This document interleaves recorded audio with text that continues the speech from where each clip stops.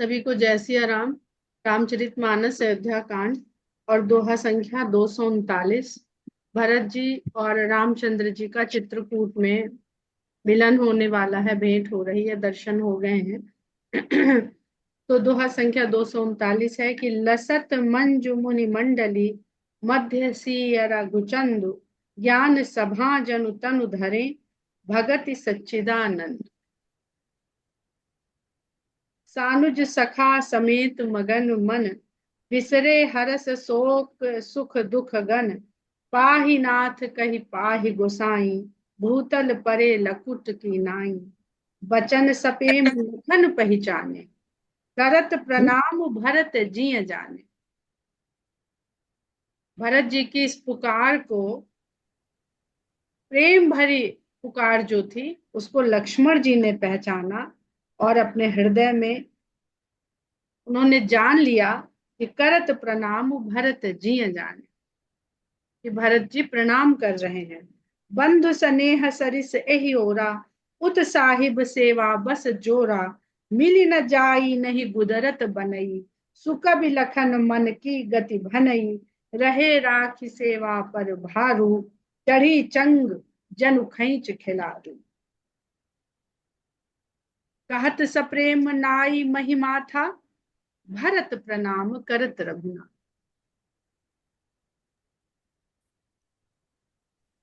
लक्ष्मण जी रामचंद्र जी के आगे खड़े होकर जो उनसे बात कर रहे थे, उनसे पूछी गई बात का उत्तर दे रहे थे या कुछ कह रहे थे। कहत सप्रेम नाई महिमा था, वो धरती पर मस्तक अपना नवाकर प्रेम के साथ कहते हैं, भरत प्रणाम करत रघुनाथ।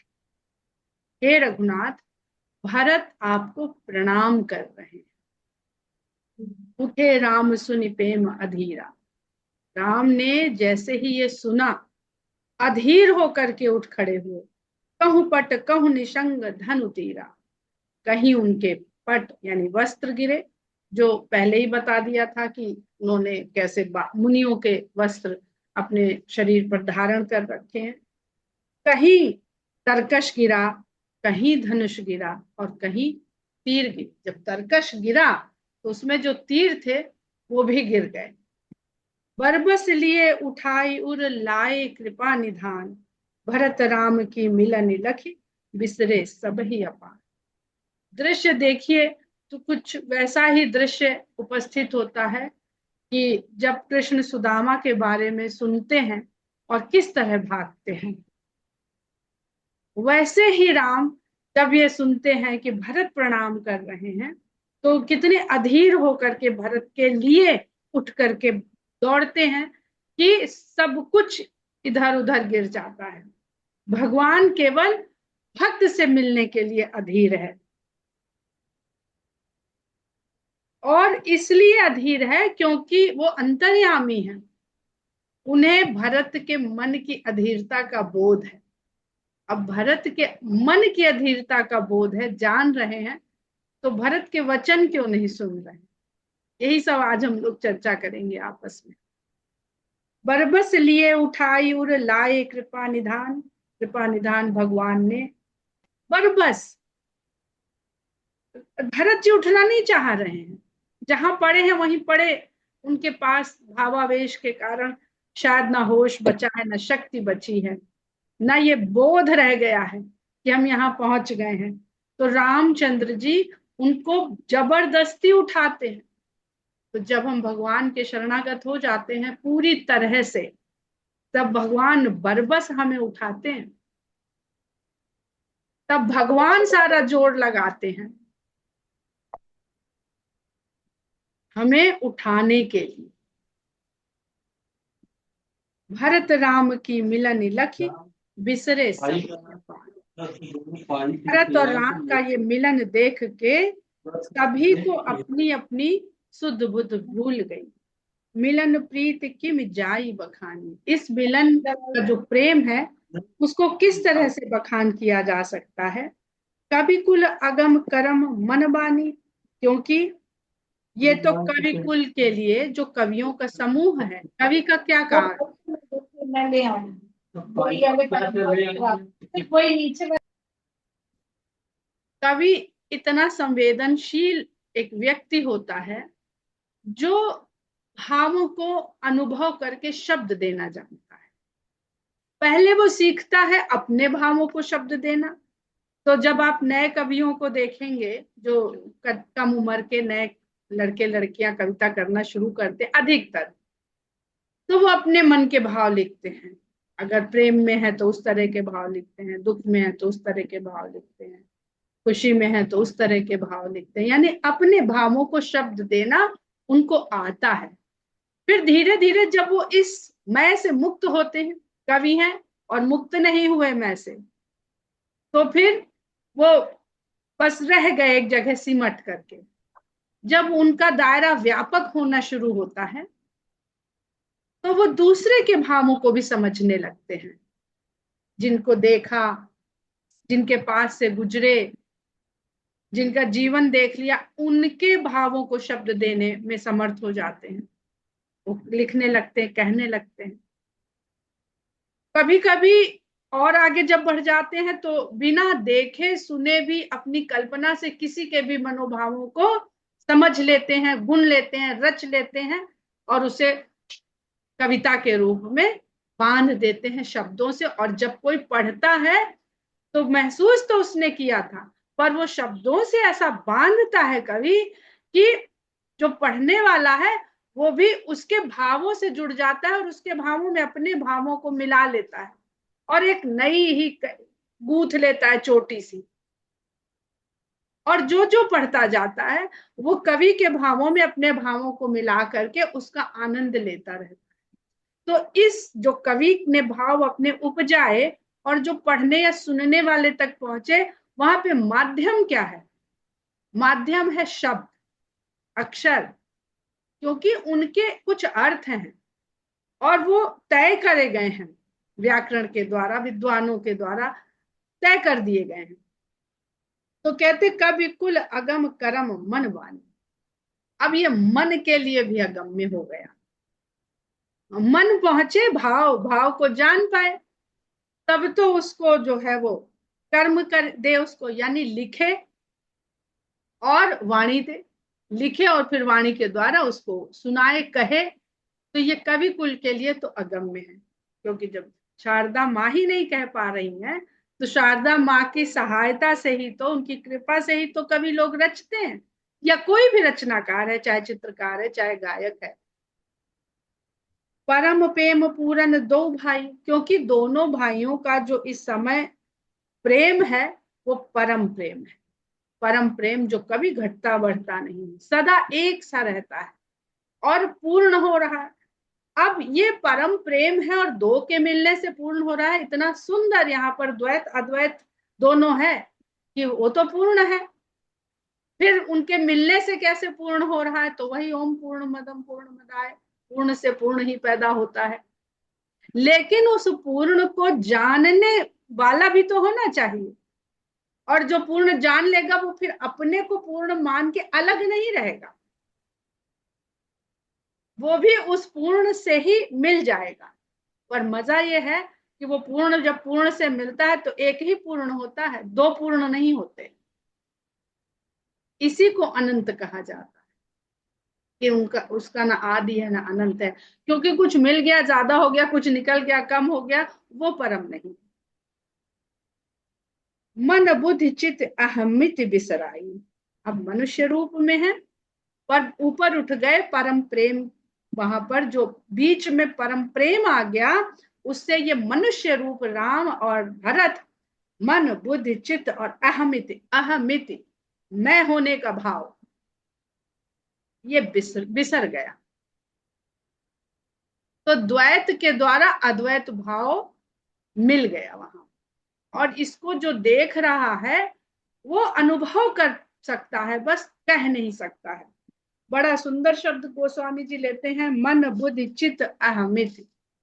पूरे रामचरितमानस में यही चार चीजों को भगवान से लगाने की बात कही जा रही है।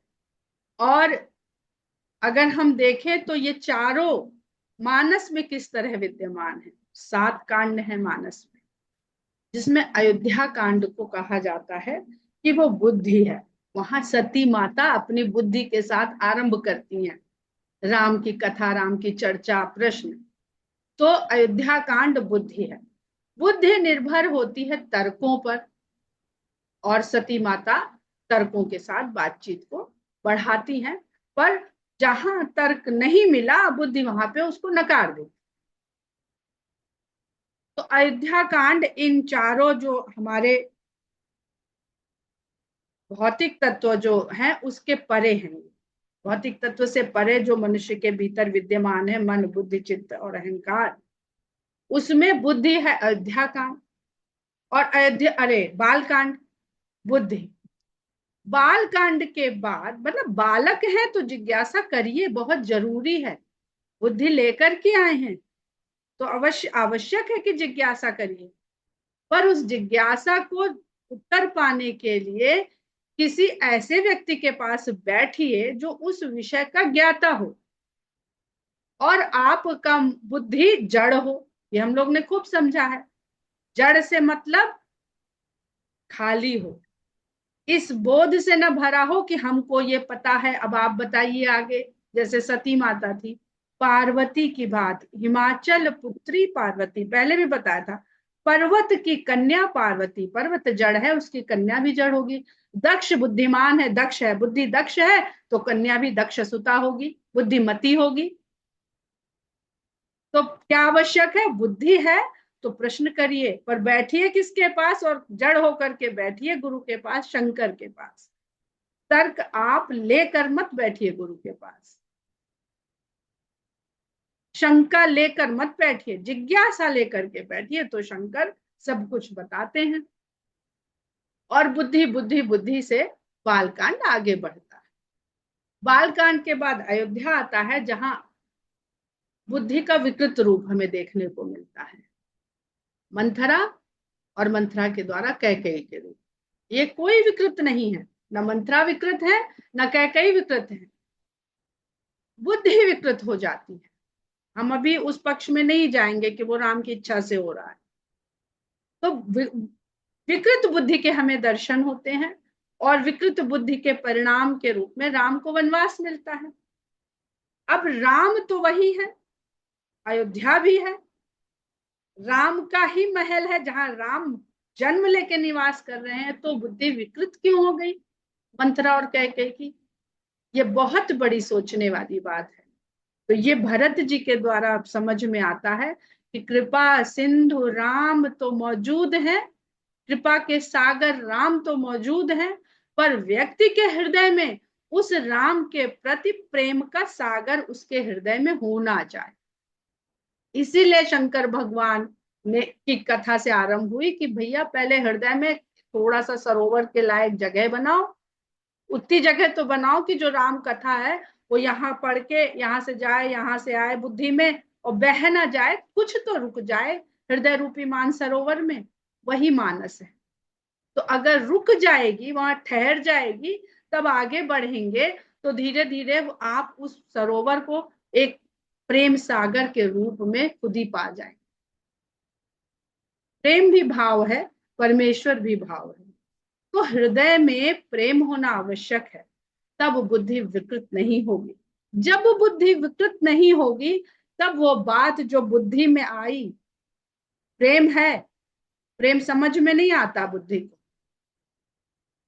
तो फिर चित्त में वो बात चित्त तक पहुंच जाती है। तो अयोध्या कांड हमारे इस मन बुद्धि चित्त अहंकार में चित्त है। अब अयोध्या कांड के बाद बुद्धि हो गया, चित्त हो गया। अयोध्या कांड के बाद सीधे हम पहुंच जाएंगे अरण्य कांड में। तो जो हमारा मन है वो तो लेके चित्त में जो बसाया उसको शिरोधार्य कर लिया, यानी जो चित्त में बसाया तो उसको बुद्धि को समझा दिया।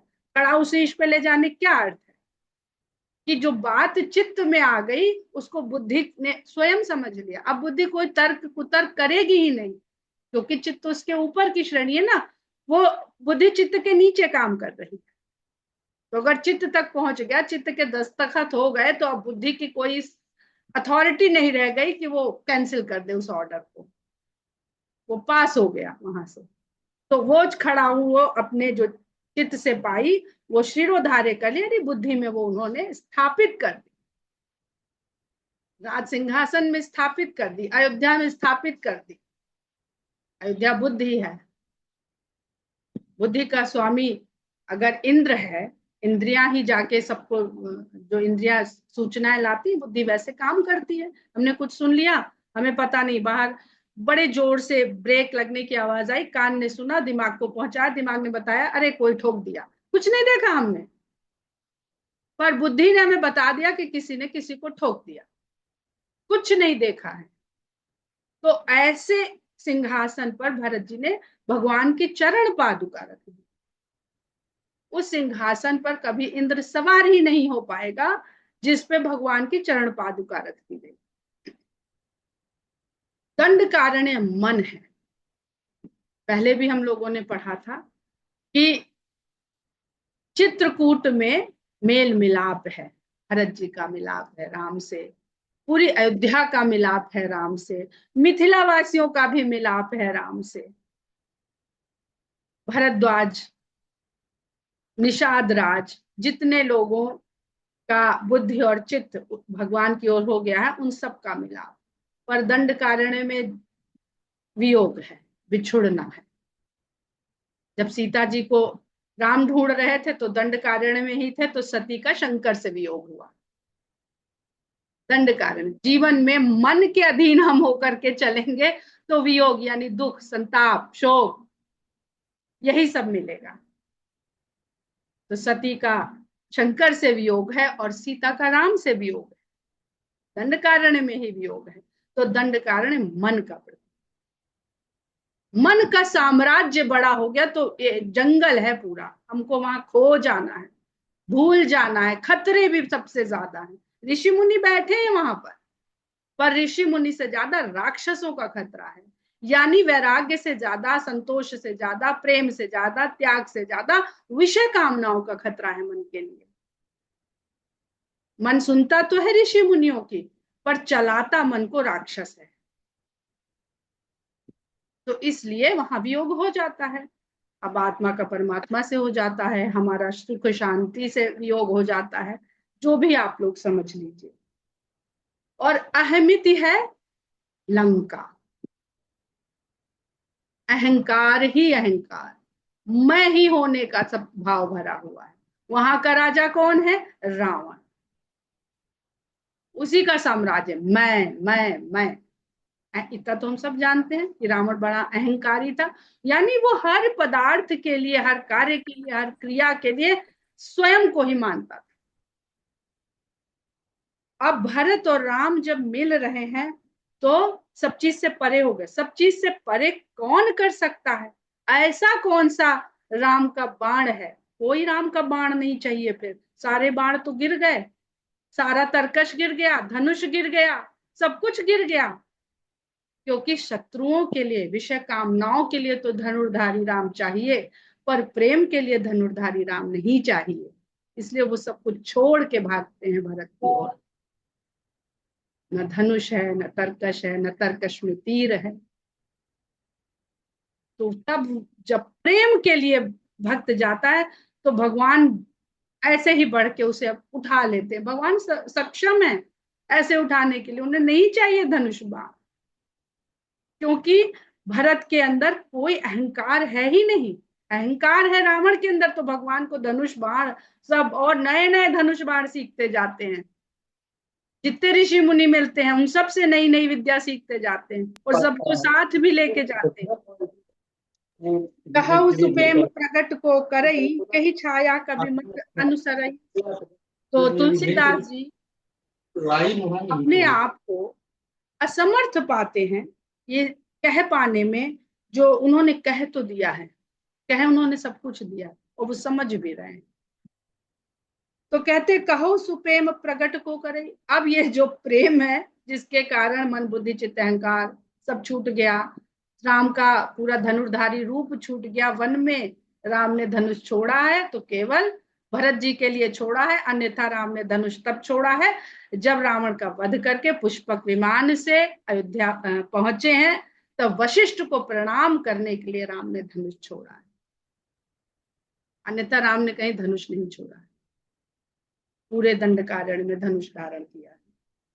कहो सुपेम प्रगट को करई, कही छाया कभी मति अनुसरई। कवि की बुद्धि किसकी छाया, मतलब किसको देख के बताए उस प्रेम के बारे में। कभी ही अर्थ आखर बलु साचा, अनुहरिताल गति नट नाचा। क्योंकि कवि का तो एक ही सच्चा बल है, अक्षर, और उनका जो अक्षर में अर्थ है, उनका बल ही उसका सच्चा बल है। अब अक्षर भी जो लेते हैं गोस्वामी जी, अक्षर लिखते हैं कि कभी अर्थ आखर बल साचा, अक्षर तो कभी क्षरण होता ही नहीं है अक्षर का, फिर भी वो अपने अंदर जब कई अक्षर जुड़ जाते हैं तो कोई ना कोई अर्थ उसमें समेट लेते हैं, उसी से कवि को सहायता मिल जाती है बात कह देने के लिए। तो जो अक्षर ब्रह्म है, उसको कहने की ताकत कवि के पास उन अक्षरों से आती है जिनका कोई ना कोई अर्थ तो बनता है। अनुहरिताल गति ही नटनाचा, क्योंकि जो अर्थ है उसी के अनुसार कवि की बात आगे बढ़ पाएगी, कही जा पाएगी, जैसी ताल होगी नट वैसे ही नाचेगा। अगम स्नेह भरत रघुबर को, लेकिन ये जो राम और भरत का स्नेह है ये अगम्य है। जह न जाई मनु विधि हरिहर को, जहां पर विधाता का, ब्रह्मा का, विष्णु का और शंकर का भी मन न पहुंच पाए, ऐसा प्रेम है ये। सो मैं कुमति कहूं के ही भांति, बाज सुराग की गांडर ताती। तो मैं कैसे कह पाऊं, मैं तो वैसे भी शुरू से कह रहे हैं गोस्वामी जी, मेरी तो बुद्धि ऐसी नहीं कि मैं कोई कविता कर सकूं या कुछ कह सकूं। मैं वो तो कह ही दिया, मैं स्वांतः सुखाय लिख रहा हूं, क्योंकि मुझे बड़ा आनंद आ रहा है ये सब रचने में। कहीं घास फूस जो तालाब के किनारे उग आती हैं, उनसे अगर कोई बना लिया जाए वाद्य यंत्र, तो उनसे सुंदर राग बजाए जा सकते हैं क्या?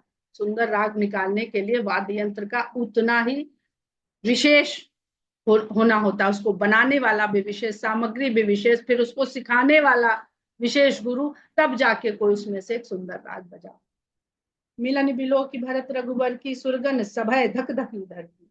भरत और राम का मिलना देख करके देवताओं के समूह में फिर से धकधकी मच गई, जिन्होंने पुष्प वर्षा के, क्योंकि जो इंद्रियां हैं, इंद्रियों के द्वारा जो बुद्धि संचालित होती है, वो हर समय भय में रहती है। अरे काम बिगड़ तो नहीं जाएगा, घर से चलेंगे ट्रेन पकड़ने या फ्लाइट पकड़ने, कहीं ट्रैफिक मिल गया, अरे फ्लाइट छूट तो नहीं जाएगी, 4 घंटे पहले घर से निकले हैं, पर दिल की धड़कन बढ़ जाएगी, बीपी बढ़ जाएगा, बिना वजह केवल ट्रैफिक हमारा बीपी बढ़ा रहा है आज, जिसका किसी तरह के जीवन के तनाव से, स्ट्रेस से कोई लेना देना नहीं। समझाए सुरगुर जड़ जागे, बरस प्रसून प्रशंसन लागे। तो कहते हैं गोस्वामी जी कह रहे हैं कि बृहस्पति जी ने, देवताओं के गुरु ने उनको जब समझाया तब जड़ जागे, यानी अगर बुद्धि मूर्खता पूर्ण बात करने लगे तो वही जड़ है। तो जड़ से ये न समझे कि जड़ होने का अर्थ हर जगह मूर्ख है। जड़ का अर्थ ऐसी बुद्धि भी होना है जिसको मानती है कि मेरे पास कोई ज्ञान नहीं है। अज्ञानी होना और मूर्ख होना दोनों अलग अलग बातें हैं।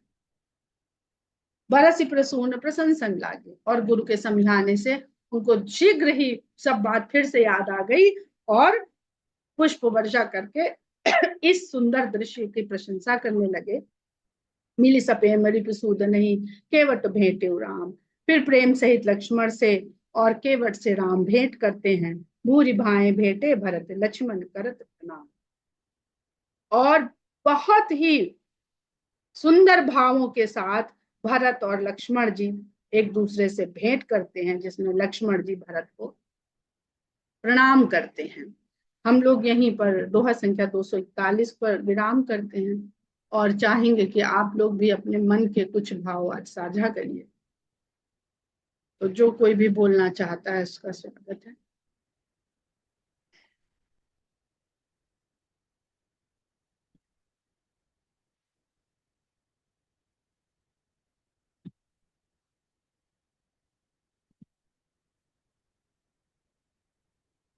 किसी ने, अमिता जी ने मोक्ष का प्रश्न पूछा था, वो भी कल हमें लगता है उनको संतुष्टि हो गई होगी मोक्ष के बारे में।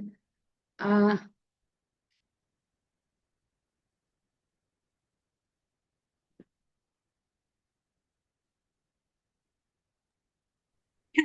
दीदी आपने बताया है कि इसमें 4 कांड हैं। 4 कांड नहीं है, 7 कांड है। 4 कांडों में मन बुद्धि चित्त अहंकार कहाँ कहाँ पर है? हाँ दीदी, तो चित्त कहाँ पे है ये बताइए। चित्त, अयोध्या कांड। जहाँ चित्रकूट है वहां चित्त है। तो वही कंफ्यूज दिखा है।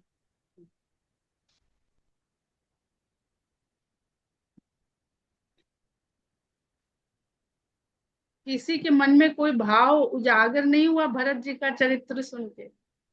आश्चर्य की बात है।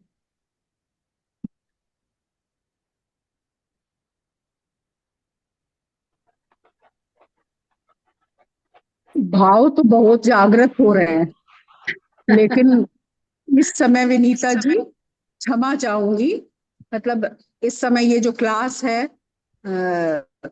वो हमारे लिए कहना चाहिए बिल्कुल तपती हुई जैसे जमीन हो ना, और उस पे एक बूंद पानी गिरे और छन्न से हो जाए तो कुछ पता नहीं चलता है, लेकिन वो बूंद माने रखती।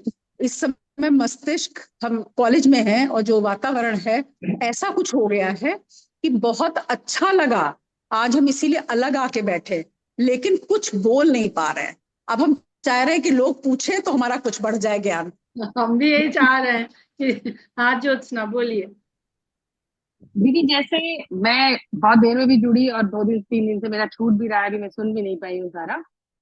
लेकिन जो जिज्ञासा और बुद्धि वाला जो प्रकरण है, जहाँ पे आप कह रहे हैं कि मतलब जब हम प्रश्न करते हैं तो उसमें हम बात वही आती है कि हम उनके सामने बैठ करके प्रश्न ना करें, हम पूछने के लिए प्रश्न करें। तो वहां पे क्या जिज्ञासा में, और जब हम प्रश्न करते हैं, जैसे मुझे जैसे कुछ पता है, मान लीजिए जैसे अल्प ही ज्ञान है, उसको अगर हम पूछते हैं कि नहीं ऐसा नहीं ऐसा भी तो है, तो क्या वो तरीका भी गलत होगा? क्या वह जैसे जो भी ज्ञान है उसके बारे में अगर हमने थोड़ा सा बोला कि नहीं आप जो बता रहे हैं ठीक है, लेकिन मुझे ऐसा पता है, तो क्या ये कहना गलत, ये इस तरीके से किसी भी चीज का ज्ञान प्राप्त करना क्या गलत दिशा होगी? आप म्यूट हो दीदी। यहाँ पर हम लोग जब बैठे हैं तो सब लोग लगभग समान स्तर के लोग बैठे हैं।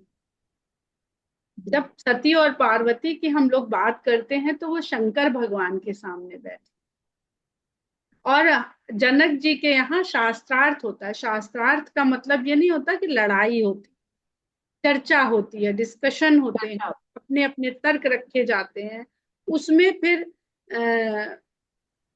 स्थापित होता है, पर वही स्थापित होता है जो तर्क के द्वारा सिद्ध कर लेता है। तो बहुत एक गंगा उपनिषद में है जिसमें अष्टावक्र जाते हैं अपने पिता की मृत्यु का बदला लेने के लिए और क्षमा कर देते हैं।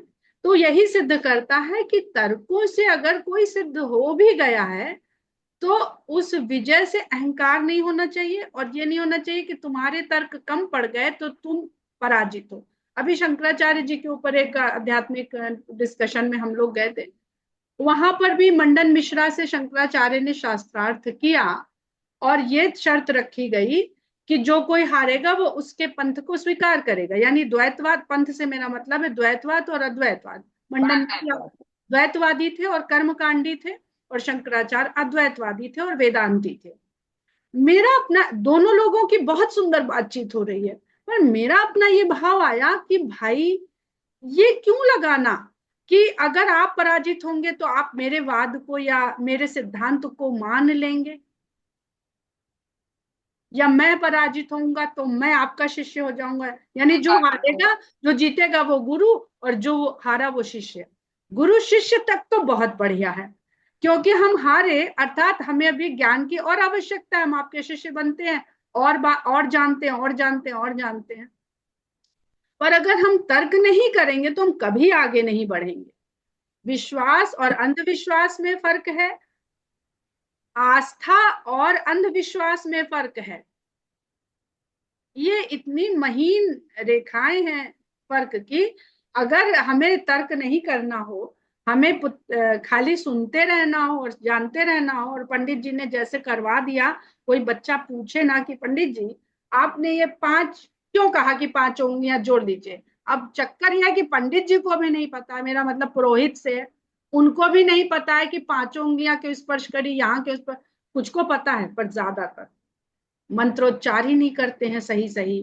अब क्या ही कहें उनको। मेरा मतलब यही था कि अगर जिज्ञासा मन में आती है तो हम प्रश्न करेंगे, और प्रश्न करेंगे तो उससे पहले कुछ हमको पता है, तभी तो मेरे मन में जिज्ञासा बिल्कुल जिज्ञासा आई कि ऐसा था तो ऐसा। बिल्कुल। तो अगर उस जो मुझे पता है वो अगर मैं सामने रखती हूँ, तो क्या वो तार्किक तरीके से रखना, या मतलब अपने बिल्कुल अपने आप को स्तर नीचे करके, या विनम्र होके रखना, में से मेरे ख्याल से अगर हम तर्क से रखते हैं तो शायद गलत हो सकता है, लेकिन विनम्रता से हम अपने मन की जिज्ञासा को तो रख सकते हैं ना, किसी के भी सामने जो हमको समझा रहा है या जो बता रहा है। मेरा कहने का मतलब सिर्फ इतना है। बिल्कुल बिल्कुल बिल्कुल तर्क करना चाहिए।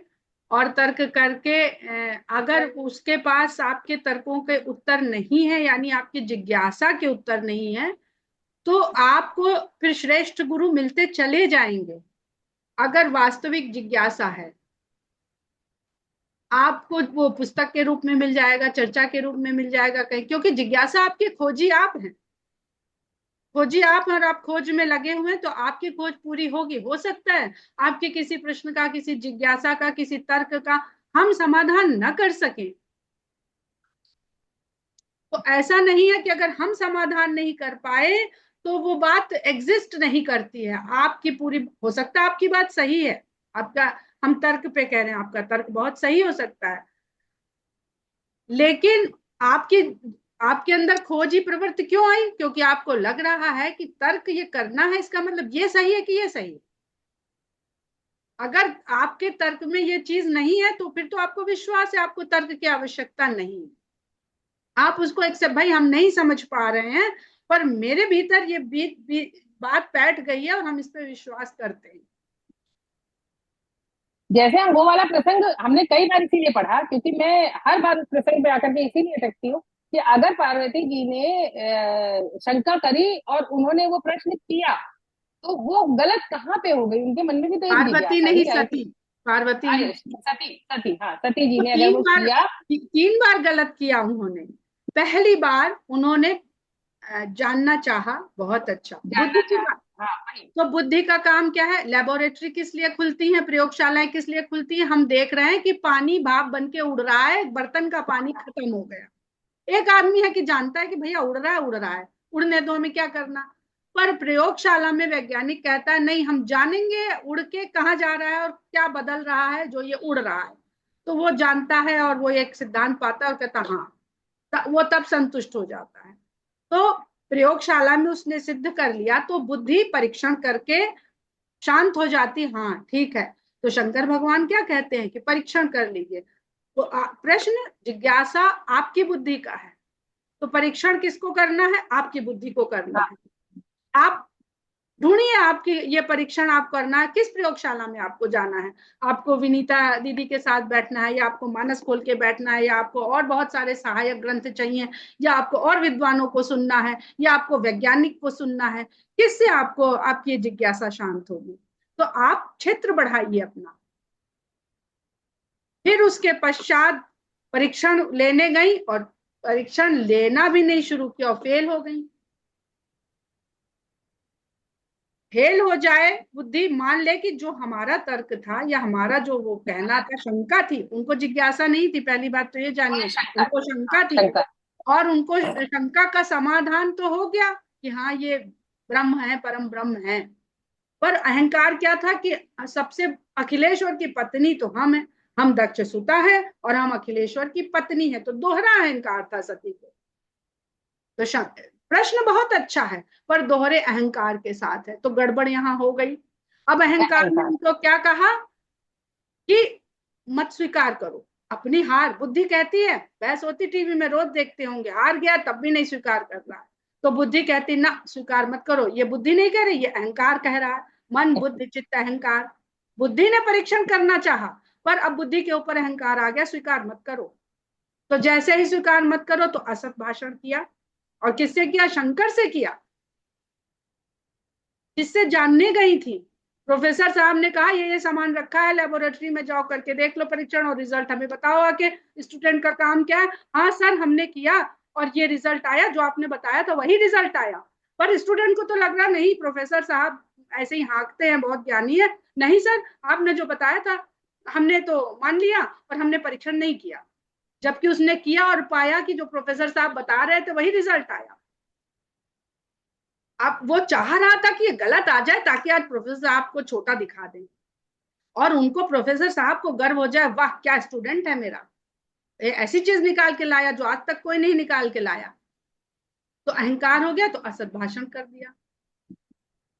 तो गड़बड़ वहां से हो गई जहां बुद्धि के ऊपर अहंकार हावी हो गया। बुद्धि के ऊपर किसको हावी होना चाहिए था? चित्त। बुद्धि का अपर ग्रेड अधिकारी है चित्त, और बन गया अहंकार। तो एक नाकाबिल आदमी को आपने कुर्सी पे बैठा दिया और उसका आदेश माना, तो सब गड़बड़ हो गया, भस्म हो गई बुद्धि, हार अच्छा, गई। शंका लेकर के तो भरत जी भी चले कि वो पता नहीं मुझे भरत जी को मतलब वो शंका अपने ऊपर है, राम के ऊपर नहीं है। जब जब राम के स्वभाव को याद करते हैं तो उनके मन में फिर संतोष हो जाता है कि हम चाहे कि हाँ जितने ऐसा बड़े नहीं हों। होगा। हाँ हाँ, राम को लेकर के शंका नहीं है भरत को, स्वयं को लेके समझ। स्वयं को लेकर के। और ऐसे सारे जीव हैं कि जो अपने लिए शंका कि हमसे गलती हो गई, अब भगवान दंड देंगे हमें, हमने उसका दिल दुखा दिया शंका, तो हमें दंड ये शंका कहाँ तक उचित है? क्योंकि ये शंका तो बहुत आती है मन में। आती है, क्योंकि कर्ता भाव है ना। इसका इसका पैरामीटर क्या ही होगा? कर्ता भाव है, कर्ता भाव हमें शंका में डालता है। अगर कर्ता भाव छूट गया तो सब कुछ छूट जाए। कर्ता भाव क्या? अहंकार का छूटना।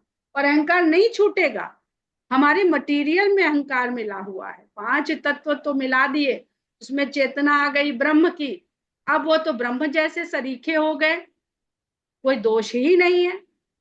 पूर्ण से पूर्ण पैदा हुआ तो